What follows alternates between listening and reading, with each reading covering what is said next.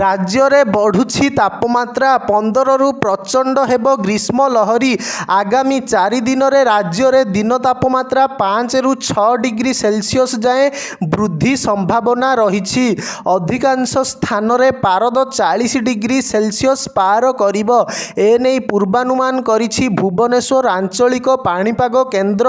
15ରୁ ରାଜ୍ୟରେ ଉଷ୍ମ ଆର୍ଦ୍ର ବାୟୁ ପ୍ରବାହ ଆହୁରି ସକ୍ରିୟ ହେବ।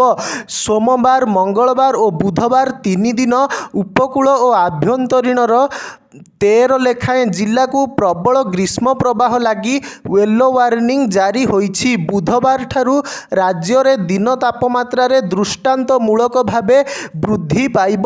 ଆଞ୍ଚଳିକ ପାଣିପାଗ କେନ୍ଦ୍ର ସୂଚନା ମୁତାବକ ଏପ୍ରିଲ 17ରୁ 20 ପର୍ଯ୍ୟନ୍ତ ରାଜ୍ୟରେ ତାତି ଅସହ୍ୟ ହେବ। ଏହି 4 ଦିନ ହିଟ୍ ୱେଭ୍ର ପିକ୍ ସମୟ ଘୋଷଣା ହୋଇଛି। ଉପକୂଳ ଓଡ଼ିଶା ସମେତ ଆଭ୍ୟନ୍ତରୀଣ ଓଡ଼ିଶାରେ ତାପମାତ୍ରାରେ ଅହେତୁକ ବୃଦ୍ଧି ଘଟିବ। ଗତକାଲି ରାଜ୍ୟର ସବୁଠାରୁ ଉତ୍ତପ୍ତ ସହର ପାଲଟିଥିଲା ପାରଳାଖେମୁଣ୍ଡି। ସେଠାରେ ଦିନ ତାପମାତ୍ରା 39.5 ଡିଗ୍ରୀ ରେକର୍ଡ ହୋଇଥିଲା। 37 ଡିଗ୍ରୀ ଉପରେ ରହିଥିଲା 6ଟି ସହରର ତାତି।